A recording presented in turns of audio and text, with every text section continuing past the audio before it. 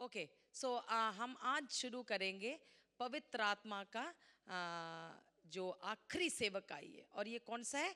11वां सेवकाई, 11th and final recorded ministry. 11वां और अंतिम जो दर्ज किया हुआ जो सेवकाई है बाइबल में, उसके विषय में आज हम देखने जा रहे हैं कि मसीह के फल से संबंधित पवित्र आत्मा का सेवकाई। ओके, तो हम कुछ वचनों को जल्दी से हम देखेंगे, जो वचन लिखे गए हैं उसको हम जल्दी से पढ़ लेंगे। रोमी 6:22, जल्दी से कोई इसको पढ़ देंगे।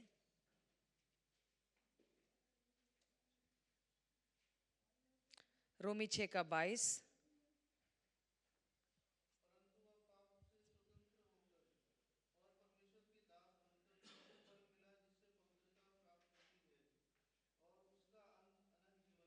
हाँ, क्योंकि उनका अंत तो मृत्यु है, परंतु अब पाप से स्वतंत्र होकर और परमेश्वर के दास बनकर तुमको फल मिला जिससे पवित्रता प्राप्त होती है।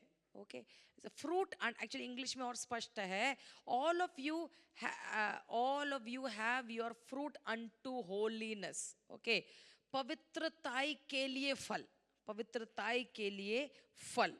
तो ये परमेश्वर की इच्छा। और भी हम वचन हम जल्दी से पढ़ सकते हैं, तो 7:4 भी हम पढ़ देंगे। रोमी 7:4 भी हम देख लेंगे। रोमी 7:4, अगला अध्याय 4। हम्म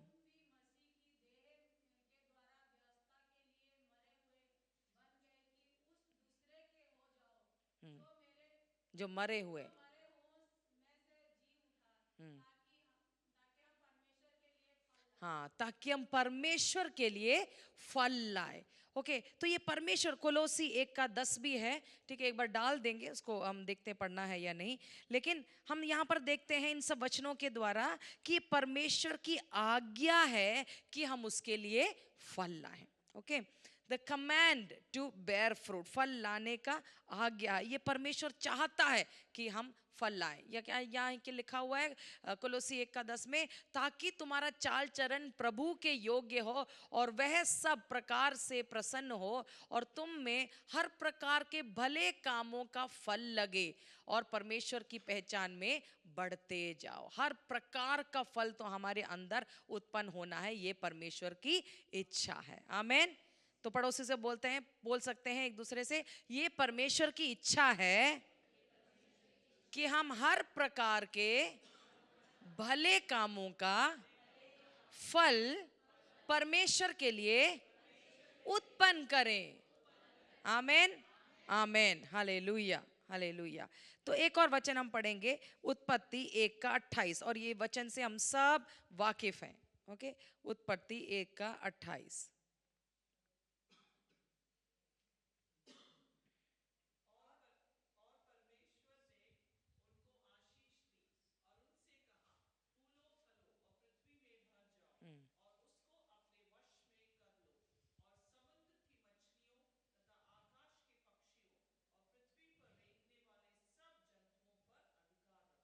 तो परमेश्वर ने जब आदि में ही आदम और हवा को जब बनाया था, ये परमेश्वर की इच्छा थी कि वो फूले फले और पृथ्वी में भर जाए, फल उत्पन्न करे। ओके, मतलब बच्चों को भी उत्पन्न करे और वैसे भी परमेश्वर के लिए क्या है, वो फ्रूटफुल हो सके। ठीक है, तो ये जो आदि में, जो पुराने नियम, आदम हवा को जो ये जो आशीष दिया था, या ये जो आज्ञा दी थी, या ये जो परमेश्वर की जो योजना थी या इच्छा थी, वो परमेश्वर वो जारी है, वो जारी है, सबके लिए जारी है। तो हम देखते हैं परमेश्वर ने कैसे पुराने नियम में इज़राइल को चुना कि वो एक फलवंत डाली हो, कि वो भी एक फलवंत, एक परमेश्वर के हाथों में हो करके देखते। लेकिन हम देखते हैं कि वो फल नहीं लाए, है ना। जब हम देखते पुराने नियम में, हम नए नियम में पौलुस जब पत्री लिखता है, कहता है कि परमेश्वर ने उनको चुना था, उनको चुना था कि वो फल लाए, लेकिन उन्होंने क्या कर दिया, वो फल जैसा परमेश्वर चाहते थे वैसा फल नहीं लाए। उसके बाद परमेश्वर ने उनको क्या कर दिया, हम देखते हैं थोड़ा साइड में रख दिया कुछ समय के लिए, लेकिन उनके उनकी योजना खत्म नहीं है, परमेश्वर उनका भी एक दिन उद्धार करेगा। और फिर हम कहते हैं जातियों को कैसे परमेश्वर ने चुना, है ना। लेकिन उससे पहले हम देखते हैं जब इज़राइल उस मकसद में उद्देश्य में फलवंत ना हुआ, है ना, परमेश्वर के उद्देश्यों में, तो कैसे यीशु मसीह प्रकट हुए। इससे पहले कि कलीसिया चुनी जाए, हम सब जाति जो अन्य जाति लोग चुने जाए, यीशु मसीह एक फलवंत एक क्या बोलते हैं हम, यीशु कहते हैं ना मैं दाखलता हूँ करके यीशु मसीह बताते हैं। तो कैसे यीशु मसीह क्या है, फलवंत हुए हैं। और उसके बाद हम देखते हैं यीशु मसीह ने चेलों को कैसे बोला कि मैं दाखलता हूँ और तुम मेरी डालियां हो। तो यीशु मसीह चाहते थे कि तुम फल लाओ। हम देखते हैं यूहन्ना 15 में, सब हम वो वचन सब आप उससे वाकिफ है, इसलिए वो सब में नहीं जा रही हूँ, नहीं तो हम यहीं पर रुक जाएंगे। तो कैसे यीशु मसीह ने चेलों को क्या कहा, तुम मुझ में बने रहोगे और मैं तुम्हें बना रहूंगा, तो तुम क्या लाओगे, फल, और बहुत फल लाओगे। और फिर बाद में बोला ऐसा फल जो बना रहेगा। Amen, hallelujah. ओके, तो the only useful function of a branch is to bear fruit. तो एक डाली का एक मकसद पता क्या है, फल लाना।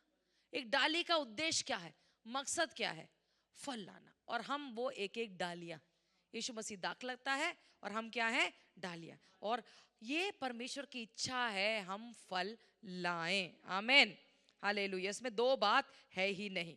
आगे को देखेंगे। ओके ओके, वो इसको जरा पढ़ देंगे। सो the previous slide. Okay, his new creation, God desires, okay, his new creation to do the same he ordered his old creation to do. तो पुराने नियम में जो परमेश्वर ने जो चाहा, इज़राइल से चाहा, आदम हवा से चाहा, जो यीशु के द्वारा किया, वही वो चाहते हैं नई सृष्टि के द्वारा। हम जो कलीसिया है, हमारे द्वारा भी परमेश्वर यही इच्छा रखता है। आमीन। Next slide.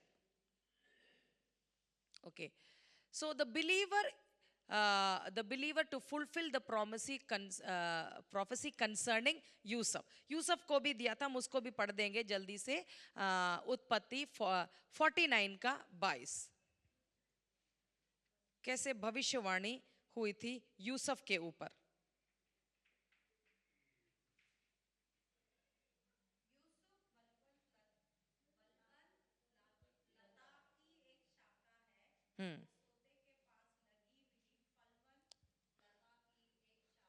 हाँ, तो यूसुफ क्या है, बलवंत लता की एक शाखा है ना, सोते के पास लगी हुई फलवंत लता की एक शाखा है। तो परमेश्वर चाहता था कि कैसे, है ना, यूसुफ को बोला गया था तुम ऐसे फलवंत होंगे। तो एक भविष्यवाणी इसके ऊपर की गई थी, है ना। परमेश्वर चाहता है ये भविष्यवाणी, है ना, आने वाला जो पीढ़ी है, हम जो कलीसिया, हमारे द्वारा भी यही भविष्यवाणी का पूर्तिकरण होने पाए। अगला हम देखेंगे कैसे, अगला एक और लिखा है, His children to experience the blessing of Psalm 1:3।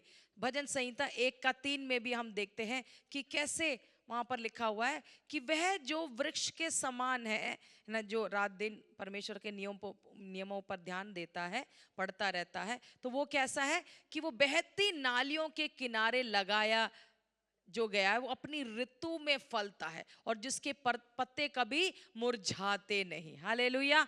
तो परमेश्वर चाहता है ये भी जो वचन है, ये ऐसे कई सारे वचन है, वो चाहता है कि सच में हर एक डाली जो है, हर एक पेड़ जो है, वो क्या करे, वो फल उत्पन्न करे। हम आपको याद होगा जो दृष्टांत यीशु मसीह ने कहा कि कैसे एक पेड़ लगाया गया था, माली आया, देखा फल नहीं है, तो बोला इसको काट दो। फिर वो मालिक ने बोला काट दो, फिर माली ने बोला नहीं रुकने दो, एक साल और। तो परमेश्वर चाहते हैं हम सबसे क्या है, फल उत्पन्न हो, क्योंकि उसी लिए ही हम चुने गए।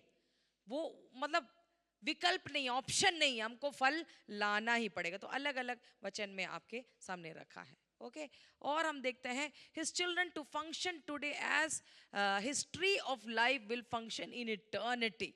तो हमने भूतकाल का देखा, ओके, और हम भविष्य का भी हम देखेंगे कैसे प्रकाशित वाक्य में, है ना, वहां पर एक पेड़ के बारे में लिखा गया है ना, वैसा एक वृक्ष आज हमें बनना है, ये परमेश्वर की इच्छा है। उस वचन को भी हम पढ़ देंगे, पूरा पढ़ने के लिए अपने पास उतना समय नहीं है। कैसे एक जीवन का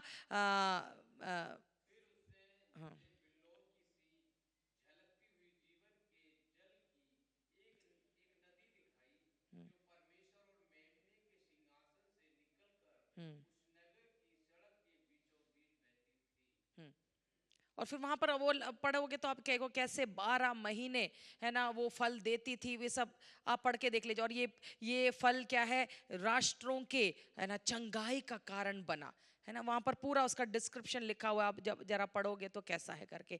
तो ऐसा ही भविष्य में भी एक ऐसे जीवन का एक वृक्ष होगा, है ना। तो परमेश्वर चाहता है आज हम वो उस जीवन का वृक्ष बने कि हम हमारे से वो चंगाइयां वो बहने पाए। हालेलुया, आमीन। लास्ट में ऐसे लिखा है कि उस पेड़ के पत्ते से जाति जाति के लोग चंगे होते थे। Hallelujah, hallelujah. ये परमेश्वर आज हमसे भी चाहता है, आमीन, हमारे द्वारा परमेश्वर की चंगाई बहने पाए, वो फल हमारे द्वारा उत्पन्न होने पाए। आमीन, हालेलुया, प्रेज गॉड। ओके, अगले स्लाइड में हम जाएंगे। अच्छा, बहुत जल्दी चेंज हो रहा है, थोड़ा हम एक बार और उसको जस्ट कीप इट देयर है, just keep it there. Okay, तो जस्ट आप लिख के भी ले सकते हैं कि क्या लिखा हुआ है। उत्पत्ति 49 का 22 जोसेफ लिख सकते हैं, यूसुफ को जो भविष्यवाणी की थी। दूसरा है कि भजन संहिता 1 का 3 में जो लिखा हुआ है वही आशीष परमेश्वर चाहते हैं हम भी अनुभव करें। ओके, और तीसरा जो है प्रकाशित वाक्य 22 का 1 और 2 कि परमेश्वर चाहता है उसके बच्चे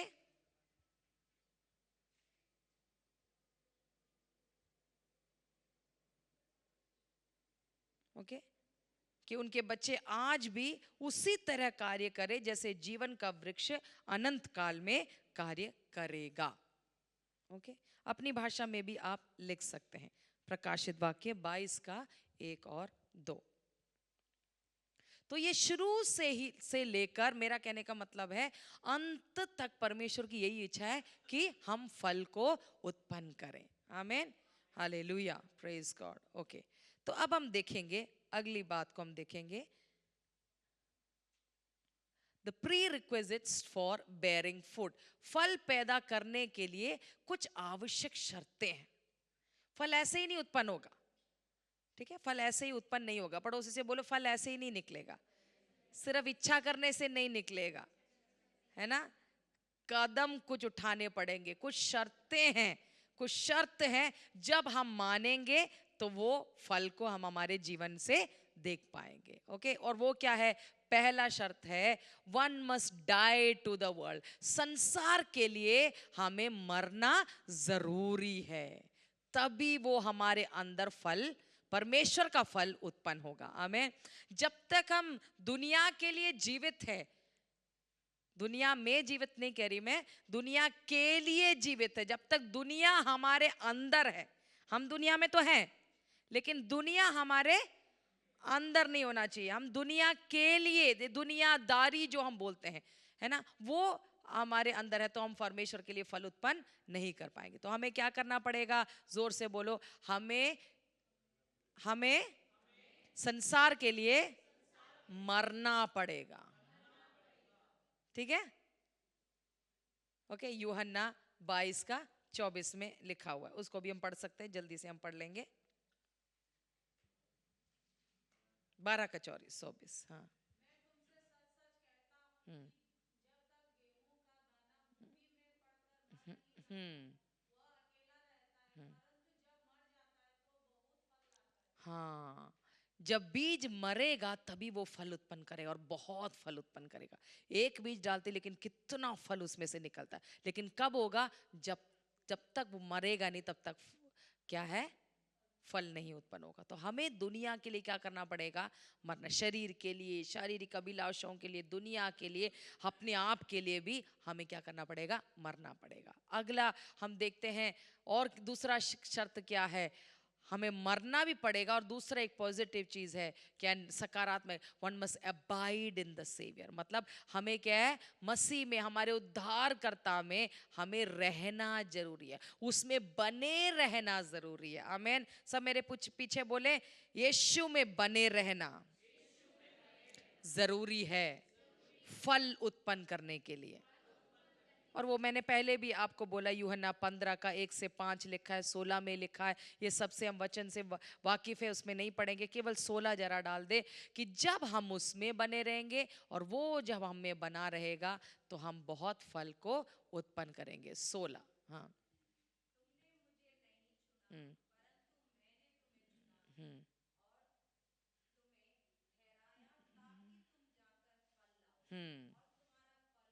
बस हालेलुया। हमारा बुलाहट, हमें चुनने का उद्देश्य और कारण ही है कि हम फल उत्पन्न करें। नहीं तो हम अपनी बुलाहट को पूरा नहीं कर रहे हैं, व्यर्थ जा रहा है हमको जो परमेश्वर ने चुना है, अगर हम फल को उत्पन्न नहीं कर रहे। So a branch does not produce fruit, it simply bears fruit. Okay, एक शाखा है ना, एक डाली फल उत्पन्न करने का मतलब वो बहुत प्रयास करने की जरूरत नहीं है, बस वो जब तक वो दाखलता में बनी हुई है, पेड़ के साथ जुड़ी हुई है, तो वो स्वाभाविक है कि वो फल लाती है। आप समझ गए है ना? वो कितना हिंदी में वो सही है मुझे नहीं पता अनुवाद, कि वो फल को उत्पन्न करने का जरूरत नहीं है। वो क्या है, जब बनी रहेगी तो फल अपने आप क्या आ जाता है, उसमें से आ जाता है। ठीक है, ओके। तो इस बात को हम याद, तो अगर हम फल ला रहे इसका मतलब हम बने, हम यीशु में बने हैं, हमने दुनिया को गुड बाय कर दिया, हम दुनिया से अलग हो गए, कट गए हैं, है ना? और अगर हम नहीं फल ला रहे इसका मतलब कहीं ना कहीं आज भी दुनिया में हम फंसे हुए हैं, दुनियादारी हमारे अंदर है, और हम यीशु में, तो कहीं से भी कटना है और कहीं जुड़ना है। याद रखना, फल लाना है तो कहीं से कटना है और फिर कहीं को जुड़ना है, और हम दुनिया से कटकर यीशु के साथ जुड़ने की जरूरत है। ओके, समझ गए? सब लोग समझ गए ना? ओके, अगले में जाएंगे। दो प्रकार के फल हैं। ओके, दो प्रकार के फल हैं।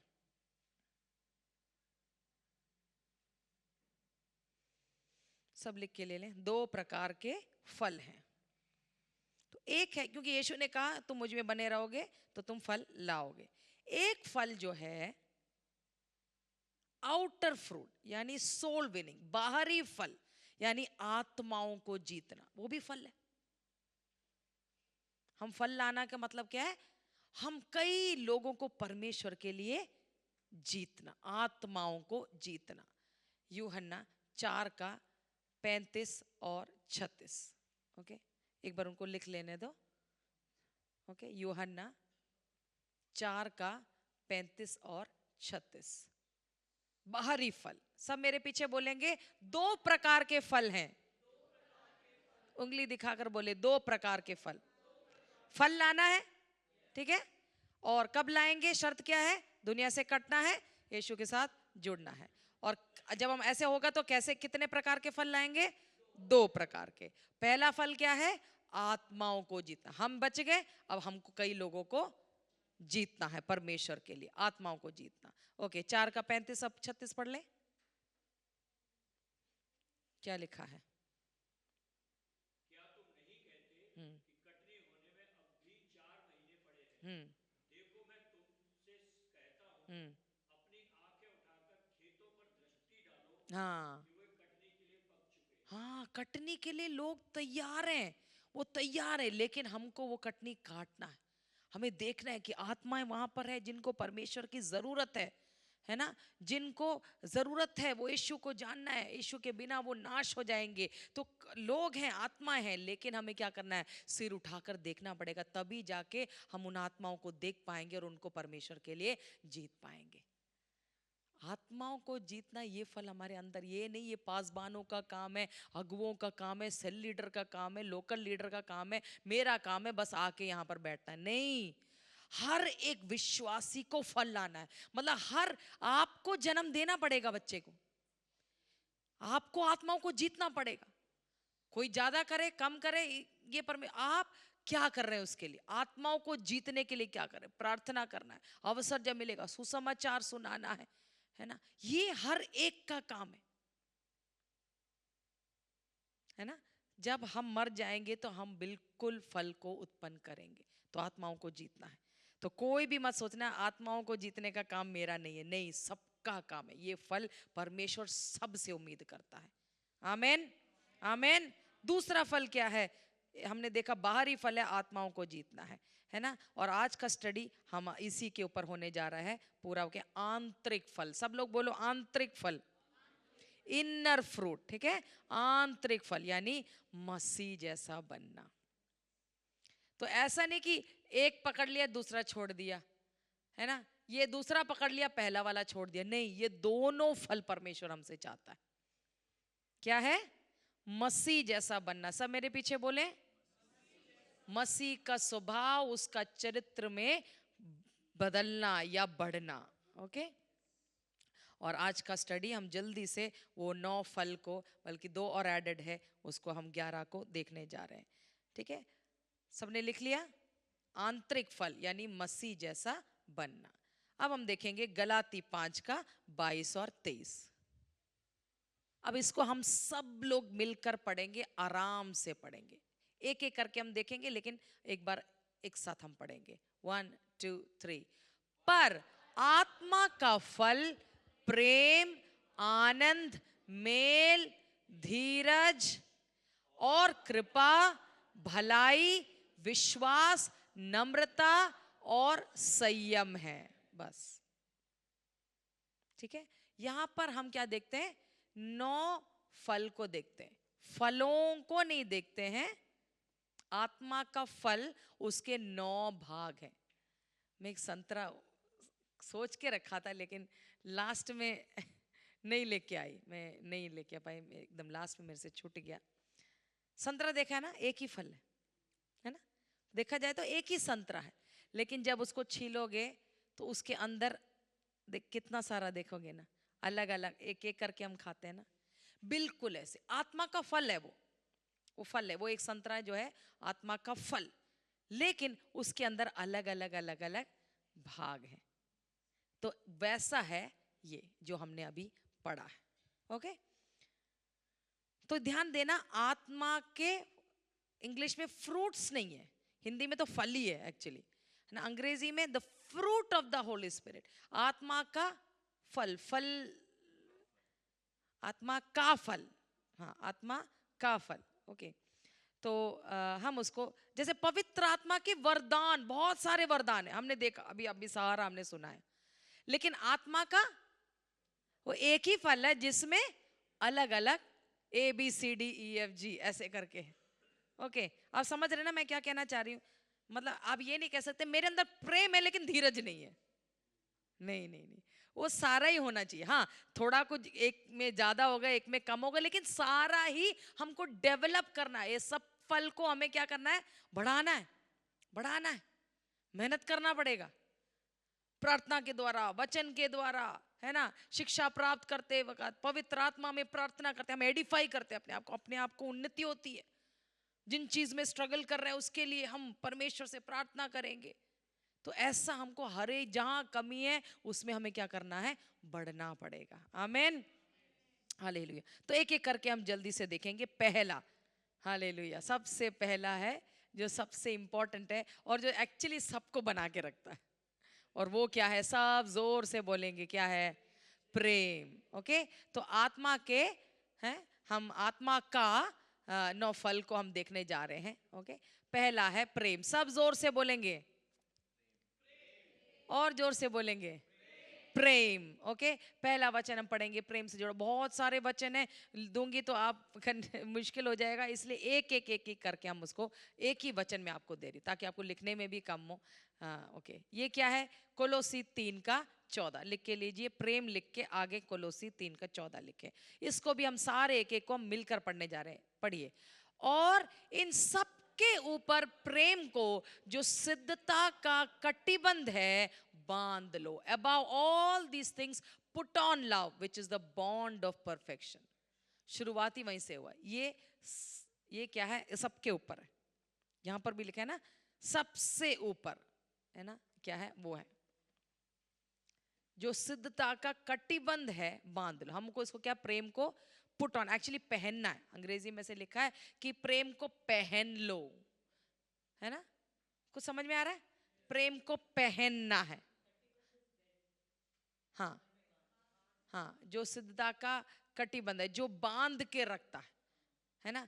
हाँ, बांध के रखता है। ओके ओके, तो प्रेम, कोलोसी 1 का हम एक एक पहले देख लेंगे, फिर हम बाद में इसके ऊपर डिस्कशन कर सकते हैं। दूसरा, सब जोर से बोलेंगे, क्या है? आनंद। आनंद, रोमी 14 का 17, आनंद लिख के ले लीजिए, रोमी 14 का 17। ओके, क्या लिखा है, मिलकर पढ़ेंगे 1 2 3। क्योंकि परमेश्वर का राज्य खाना पीना नहीं, परंतु धर्म या धार्मिकता और मिलाप और, एक्चुअली हिंदी में एक शब्द मिस हो गया है, पवित्र आत्मा में आनंद है। Joy in the Holi spirit, पवित्र आत्मा में आनंद है। ओके, तो ये आनंद कहां से मिलता है? पवित्र आत्मा ही देता है। ओके, इसको हम डिटेल में बाद में देख लेंगे एक एक पहले, ताकि मैं चाहती हूँ आज ये स्टडी खत्म हो, इसलिए सारे 9 में बताकर फिर हम इसको थोड़ा थोड़ा थोड़ा करके देखेंगे। अगला हम देखेंगे क्या है, शांति, लव जॉय पीस, शांति। एक बार बस उसको लिख के, क्योंकि रेफरेंस है इसलिए आप लिख के ले लीजिए। 2 प्रकार के शांति है। कितने प्रकार के शांति हैं?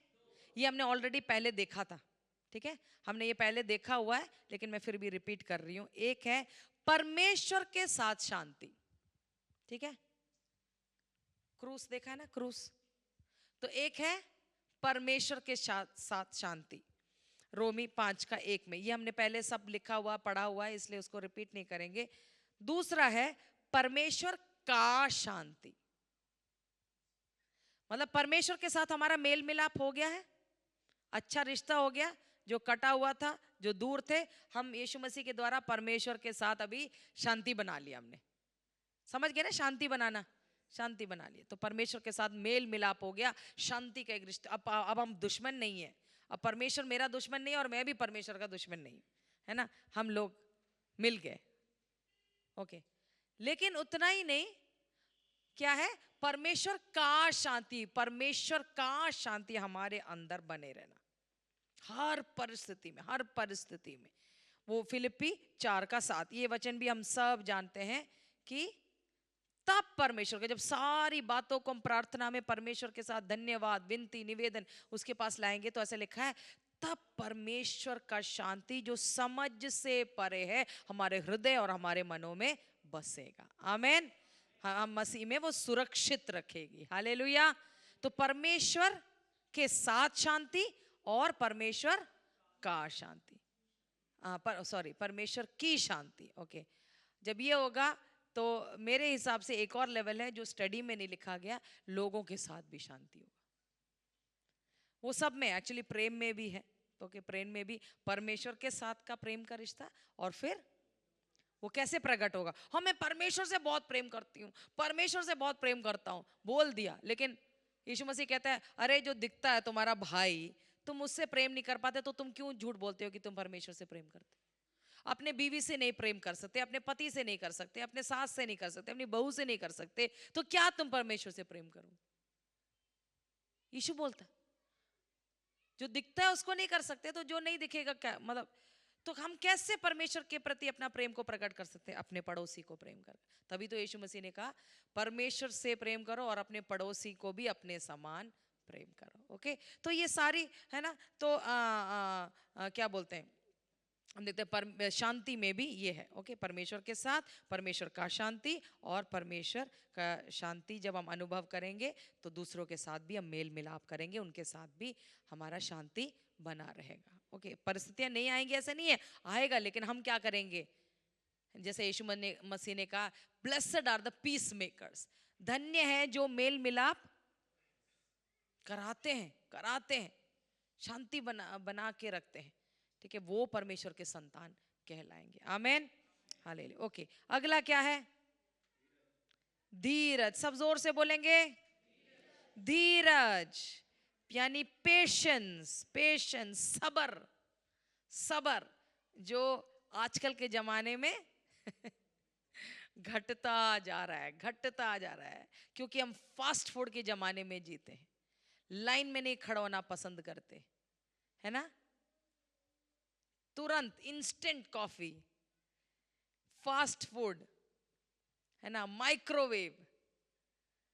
तभी तो दम बिरयानी में ज्यादा पैसा देना पड़ता है, क्योंकि वो बहुत टाइम लगता है ना, लेकिन 5 मिनट में भी 5 मिनट में तो नहीं, मतलब आधे घंटे 1 घंटे में भी बिरयानी हमारे दाऊद भाई बनाते होंगे लेकिन एक बिरयानी होती है जो मिट्टी के नीचे वो अपना जो भी ये पतीला रख के जो घंटों घंटों उसकी तैयारी पहले से ही चलती है।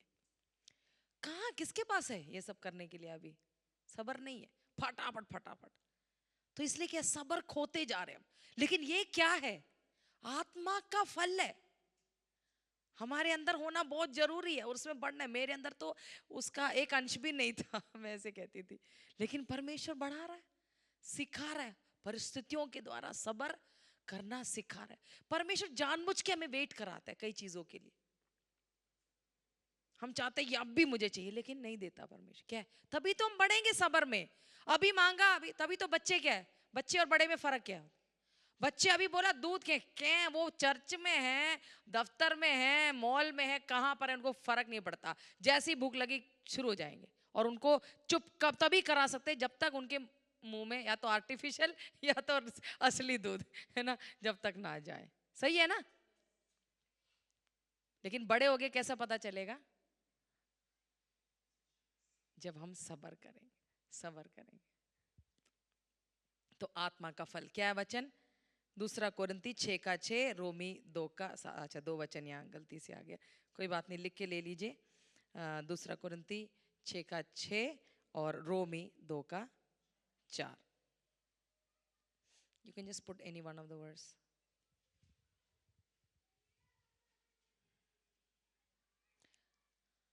पवित्रता से, ज्ञान से, ओके इसमें ज्ञान से, धीरज से, ओके।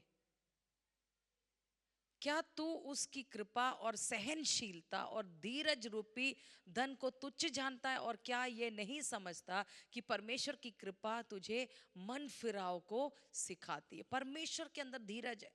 इंग्लिश में एक्चुअली ये जो पुराना इंग्लिश है वो मुझे ज्यादा अच्छा लगता है, लॉन्ग सफरिंग, मतलब लंबी देर तक सहना, लंबे समय तक सहना, एक दूसरे को सहना, है ना?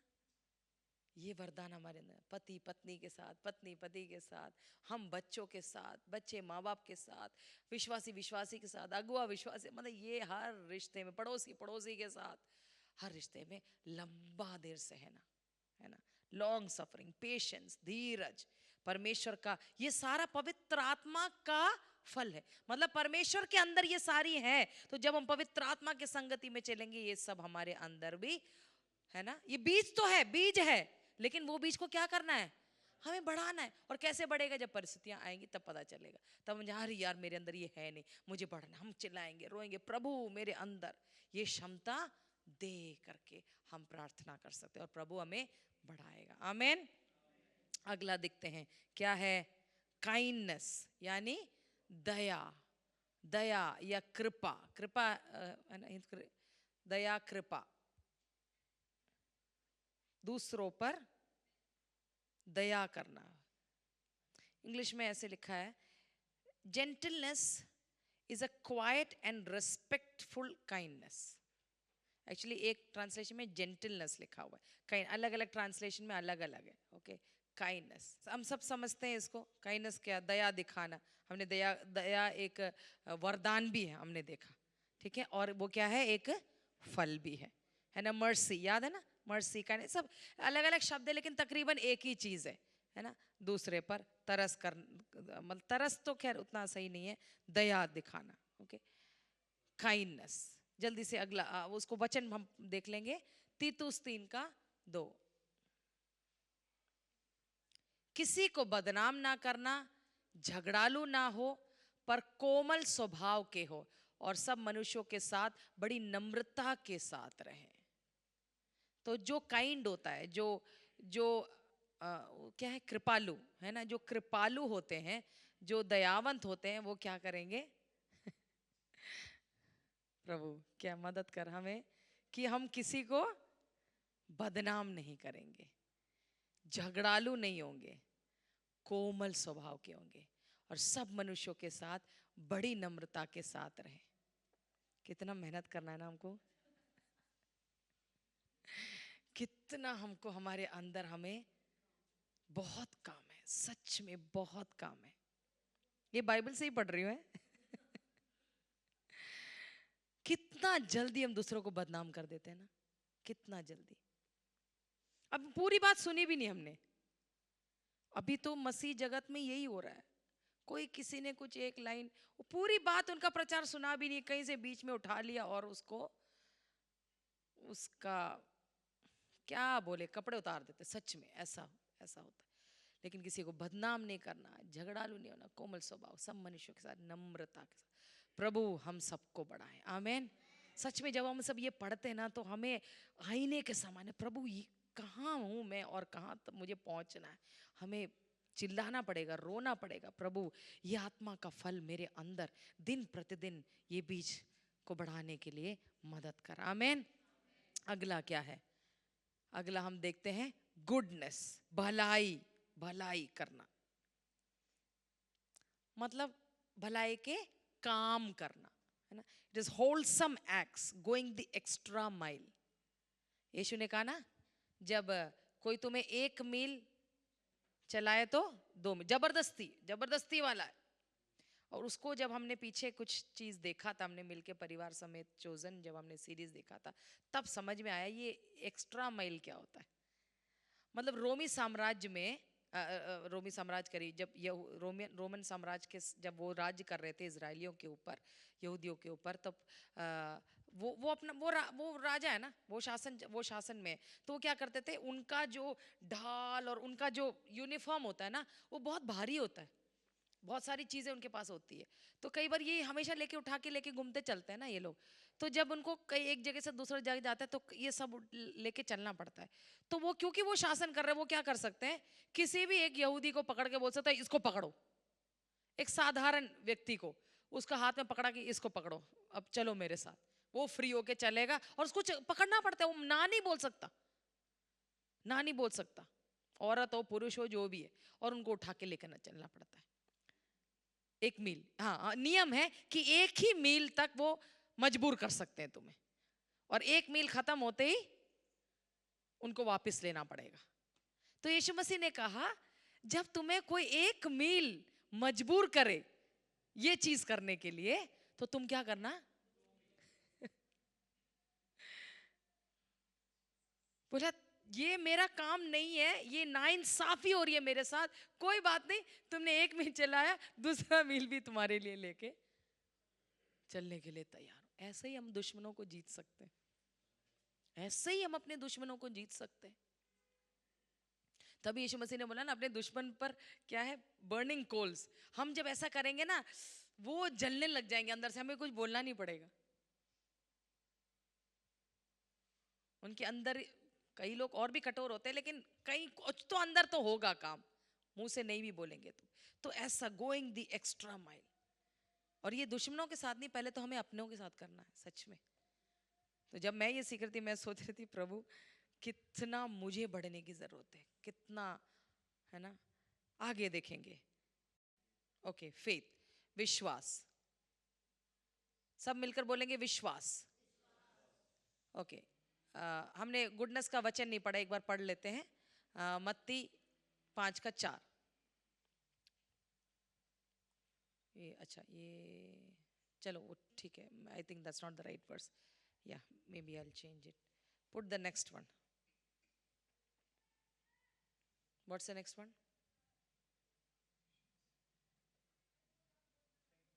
फेथ, गलाती, उसको जरा पढ़ दें, गलाती 3 का, हाँ 2 का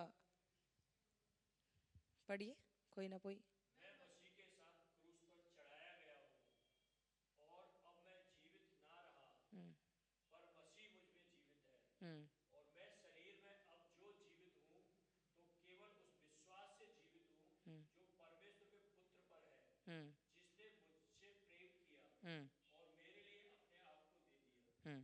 तो विश्वास है ये अगला फल। और विश्वास के बारे में तो हमने इतने प्रचार सुने, हमें पता है ना।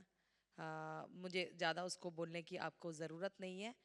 विश्वास हर विपरीत परिस्थिति में भी, वो भी एक क्या है, हमने देखा था वरदान भी है, वरदान भी है और एक फल भी है। विश्वास हर विपरीत परिस्थिति में परमेश्वर को पर विश्वास करना, थामे रहना, हार नहीं मानना, छोड़ना नहीं, वो भी एक क्या बोलते हैं, एक फल है।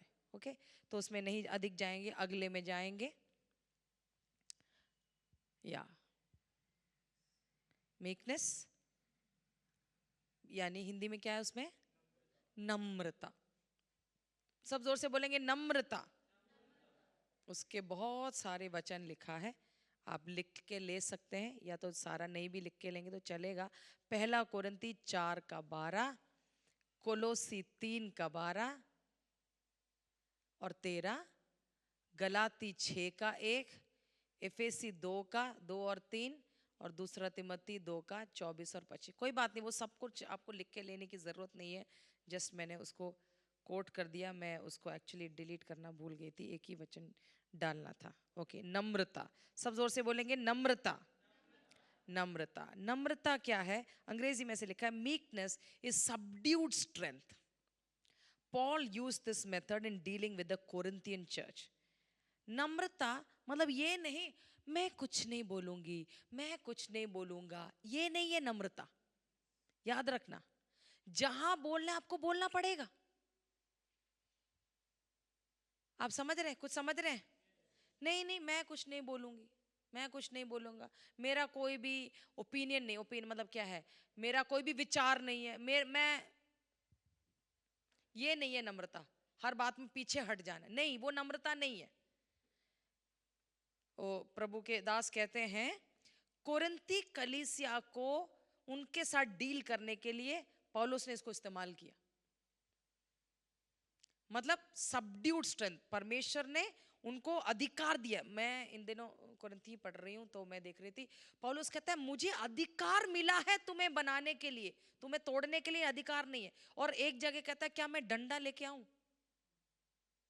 अगर आप कोरिन्थी पढ़ोगे ना, हम एक्चुअली हम ढंग से पढ़ेंगे, हम समझ जाएंगे बाप रे पौलुस तो इतना स्ट्रिक्ट था। क्या डांट लगाया उन्होंने कोरिन्थी में, ऐसा डांट लगाया है, वो पढ़ते वक्त हमें फील नहीं होता एक्चुअली, अच्छा खासा उनको दिया हुआ है।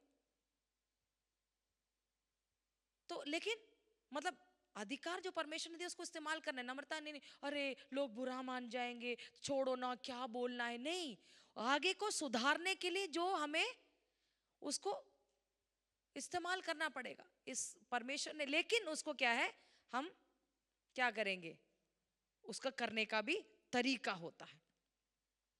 तो ऐसे प्रभु के दास कहते हैं this is the method to be used by spiritual people in restoring a backslider. एक जो विश्वास से पीछे चला गया है उसको भी वापस लाने के लिए इस नम्रता को इस्तेमाल करना पड़ेगा। मतलब नम्रता ये नहीं कि कुछ नहीं बोला, अरे जाने दो, नहीं, हम क्या करेंगे, कोशिश पूरा लगा के रखेंगे कैसे उसको वापस क्या करेंगे, जो अधिकार प्रभु ने हमें दिया उसको इस्तेमाल करने की। ऑफ कोर्स एक टाइम आएगा जब पौलुस भी खुद कहता कि उसको छोड़ दो, तुम 2-3 बार जाओ, लेकिन फिर उसके बाद क्या है, बल्कि ऐसे लिखा है हैंड हिम ओवर टू सेटन, शैतान के हाथ में दे दो ताकि उसका शरीर नाश हो जाए लेकिन उसका आत्मा बच जाए। वो सब एक अलग शिक्षा, उसमें नहीं जाएंगे अभी। तो कहने का मतलब है कि एक को वापस लाने के लिए भी ये अधिकार को आपको इस्तेमाल करना पड़ेगा। ओके, तो ये क्या है, मीकनेस इज सबड्यूड स्ट्रेंथ। परमेश्वर ने आपको बल दिया लेकिन बिगाड़ने के लिए नहीं, लेकिन उसको बनाने के लिए। Okay, it is used to in keeping unity within a church. मतलब कलीसिया के अंदर की एकता को बनाए रखने के लिए इसको इस्तेमाल करते हैं।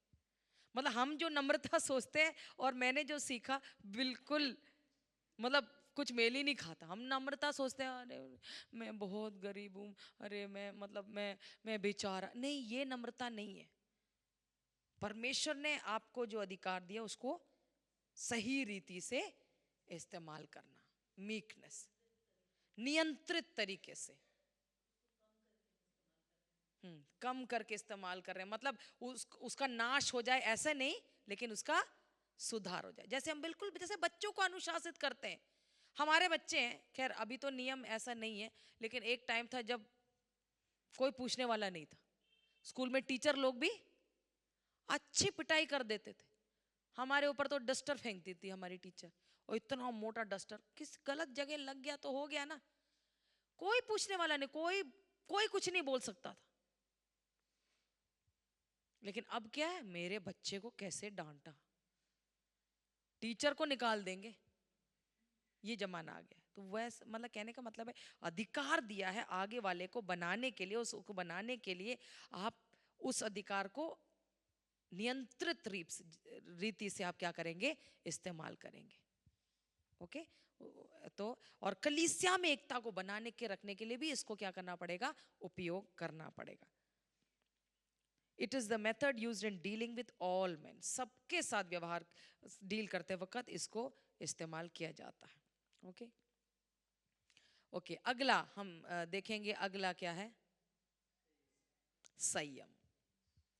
ये सब मिला जुला है एक तरीके से देखा जाए तो। ओके सब जोर से बोलेंगे संयम, संयम। ओके संयम के बारे में पढ़ने के लिए नीति वचन भरा हुआ है, लेकिन उसमें सब नहीं जाएंगे। 1 कुरिन्ती 9 का वो भी पूरा, भी इतना पढ़ने के लिए टाइम नहीं, लेकिन फिर भी एक बार देख लेते हैं कहाँ पर एग्जैक्टली वो वर्ड्स है। जरा can you just put it, 1 कुरिन्ती 9 का 24 से 27 तक आप लिख के लीजिए। ये पूरा एक्चुअली पौलुस का, ये हम पढ़ेंगे नहीं, रहने दीजिए, ये जस्ट पुट इट देयर। या हम पौलुस यहाँ पर बातचीत करता है कि कैसे एक रेस में है हम सारे, लेकिन उस रेस को जीतने के लिए अपने आप को क्या करना पड़ेगा, संयमित, डिसिप्लिन, अनुशासन करना पड़ेगा। तो हम क्या, तो ये संयम क्या, संयम में क्या होता है पूरा आप देखना। वो एक दावक को देख लो, दौड़ने वाले को, क्या खाना है, क्या पहनना है। जब वो दौड़ता है वो क्या पजामा पहन के दौड़ता है? नहीं ना, एकदम ऐसे टाइट कपड़े जो उसके कपड़े, ताकि वो एक रुकावट ना बने। जब वो चलेगा उसका हाथ कहीं पता नहीं है ना, हवा घुस जाए, उसका रेस, उसका दौड़ को कम करे। बहुत सारी चीजों का ध्यान, वो क्या खाते, कब उठते हैं, कितना दौड़ते, कितना अनुशासित करना पड़ता है अपने आप को, तब जाके वो अपने लक्ष्य पर पहुंच सकते हैं, उसको जीत पाते हैं, अपने इनाम को प्राप्त कर पाते हैं। वैसा ही हर एक विश्वासी के अंदर क्या होना चाहिए, अनुशासन। अनुशासन ये बड़ा अच्छा है, ये पूरा आप पढ़ के देख लीजिए, देख लीजिएगा, ठीक है। अनुशासित कर, पौलुस भी कहता है, पौलुस ऐसे कहता है, मैं अपने आप को रोज मारता हूं ताकि मैं दूसरों को प्रचार कर कर मैं डिस्क्वालीफाई ना हो जाऊं। तो संयम, अपने आप को, टीवी देखना है तो कितना देखना है, क्या देखना है, मोबाइल अगर खोल के रखा है तो कितना देखना है, क्या नहीं देखना है, कौन से साइट में नहीं जाना है, बोल रहे हैं तो कितना तक बोलना है, किसी को डांट भी रहे हैं तो क्या हम गाली बोल सकते हैं या नहीं, है ना। तो हम मतलब हर चीज में, हर चीज, इवन खाना पीना, सब कुछ, पहनना, मन कर रहा है मेरे को ऐसे पहन, अरे अब देख लो कहां जा रहे हो, है ना। हर चीज में, हर चीज में मेरा मन कर रहा है, मुझे बोलना है, मुझे देखना है, मुझे करना है, मुझे पहनना नहीं। संयम, सब में अनुशासन, कंट्रोल लेके आना, ठीक है। ओके तो संयम ये आत्मा का फल। तो ये 9 फल इसके अंदर गलाती में लिखे गए हैं, लेकिन 2 और फल को फटाफट से लिख के ले लो, जो प्रभु के दास ने मेंशन किया, उसको भी लिख के हम समाप्त करेंगे। फिलिप्पी 1 का 11, ये है धार्मिकता। उसको वचन को भी एक बार हम पढ़ लेते हैं। राइट एक्ट्स मतलब सही कर्मों को करना, सब कुछ सही करना। Can we just read that verse? Okay और उस धार्मिकता के फल से जो यीशु मसीह के द्वारा होते हैं, भरपूर होते जाओ, जिससे परमेश्वर की महिमा और स्तुति होती है। धार्मिकता का फल, फ्रूट ऑफ राइचसनेस, धार्मिकता का फल। तो 9 के साथ 2 और जोड़ रही हूं मैं, धार्मिकता का फल, फ्रूट ऑफ राइचसनेस, जो मसीह यीशु के द्वारा होते हैं, भरपूर होते जाओ, जिससे परमेश्वर की महिमा और स्तुति होती है। मतलब राइट एक्ट्स, सही कर्म। धार्मिकता का फल मतलब जो सही है वो करना, हर परिस्थिति में शॉर्टकट नहीं लेना, जो सही है। ओके अगला भी मेंशन करूंगी, सच्चाई, ट्रूथ, सत्य, ये भी फल है। 2 कोरिन्ती 4 का 1 और 2, 2 कोरिन्ती 4 का 1 और 2। इसलिए जब हम पर ऐसी दया हुई है कि हमें यह सेवा मिली, तो हम हियाव नहीं छोड़ते। अगला, परंतु हमने लज्जा के गुप्त कामों को त्याग दिया और ना चतुराई से चलते और ना परमेश्वर के वचन में मिलावट करते हैं, परंतु सत्य को प्रकट करते हैं। परमेश्वर के सामने हर एक मनुष्य के विवेक में अपनी भलाई बैठाते हैं। एक्चुअली अंग्रेजी में वहाँ पर फ्रूट आया था, इसमें नहीं है, इस ट्रांसलेशन में नहीं है। दूसरा एक ट्रांसलेशन में तो फ्रूट ऑफ ट्रूथ या ऐसे करके आया हुआ है वहाँ पर, लेकिन सच्चाई तो आया हुआ है। Is that the right verse? Okay, so let me just check. हाँ, सेकंड कोरिंथी ना वो फल करके भी आया था, सेकंड कोरिंथियंस 4 ना, just a minute. Okay okay, आप लिख के ले लीजिएगा, which is that verse? Okay,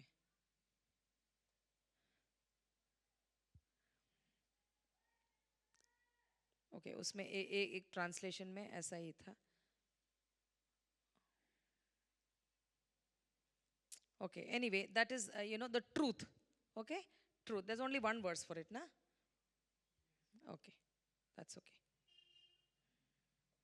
सच्चाई, सब जोर से बोलेंगे, सच्चाई। ये भी क्या है? एक फल है। ओके, ये दो एक्स्ट्रा फल है। तो प्रभु के दास ने ऐसे बोला है, living an open life without गाइल एंड हिपोक्रेसी, वो संदेश इसमें आया हुआ है। ठीक है, क्या है? एक खुला जीवन जीना जहां पर कोई भी कपट नहीं है, कोई भी छुपाने के लिए नहीं। वही प्रभु का दास वो कह रहा है ना। अगर आप फर्स्ट वाला बाय, हाँ, सेकंड वर्स है ना। परंतु हमने लज्जा के गुप्त कामों को त्याग दिया और ना चतुराई से चलते और ना परमेश्वर के वचन में मिलावट करते, परंतु सत्य को प्रकट करते, है ना। परमेश्वर के सामने हर एक मनुष्य के विवेक में अपनी भलाई बैठाते हैं। वो कहते हैं हमको छुपाने के लिए कुछ नहीं है, हमारा जीवन क्या है? खुला किताब है। वो फल है उसका जीवन। हम सच्चाई के साथ सेवा करते हैं और जीते हैं, है ना। हमारे अंदर कोई कपट नहीं है और खुला है हमारा जीवन, ऐसा करके तो वो भी एक फल है। सत्य भी एक फल है। तो ये है 9+2, दो फल जो हमने, जिसके बारे में विषय में हमने देखा। ओके, तो आज जो है ये पूरा स्टडी ये समाप्त होता है पवित्र आत्मा का सिद्धांत। Okay, the doctrine of the Holi spirit. और उसमें हमने 11 सेवकाई भी हमने देखा, जो आज 11वां भी समाप्त हो गया। जो पवित्र आत्मा एक विश्वासी के प्रति निभाता है, उसके प्रति या जो एक सेवा पवित्र आत्मा का हमारे प्रति जो वो निभाता है, सेवकाई। ओके, सो आशा करती हूँ कि ये स्टडी जो है आपके लिए लाभदायक हुआ है। हाँ, बहुत ज्ञान आपको मिला है, बहुत जानकारी, इंफॉर्मेशन मिला है, लेकिन इस स्टडी के शुरू में जैसा बोला गया था, ये सारी जानकारी किस में बदलना है? सब जोर से बोलेंगे, प्रकाशन। सब जोर से बोले, प्रकाशन। अभी जानकारी मिला, समझ मिला है, ज्ञान मिला है, लेकिन ये क्या है? प्रकाशन में बदलना है। और ये प्रकाशन में जब बदल जाएगा, वो हमारा जीवन का अनुभव बन जाएगा। Hallelujah, hallelujah. आत्मा के फल के बारे में एक्चुअली इसको सिखाने के लिए बहुत कुछ है। ये एक एक टॉपिक को लेकर सीखने के लिए, प्रेम है तो प्रेम के बारे में पता नहीं कितने महीने हम सीख सकते हैं, लेकिन एक बस एक जानकारी आपको मिला, आप खुद भी सीख सकते हैं, है ना, कि परमेश्वर का प्रेम कैसा है ना, और हमारा प्रेम कैसा होना चाहिए। तो वो सब में हम बहुत कुछ सीखने के लिए, लेकिन फिलहाल बस उसको मेंशन करके सिर्फ उसको बारे में थोड़ा थोड़ा सा बोल के आपको दिया। तो हमको ये फल के ऊपर मैं सोचती हूँ ये सब रख के, सबसे पहले तो ये रटना पड़ेगा, ये 9 फल, ये या 2 और आज जो जोड़ा प्रभु, ये फल मेरे अंदर बढ़ने पाए, बढ़ता चले जाए करके हमें प्रार्थना करने की भी जरूरत है।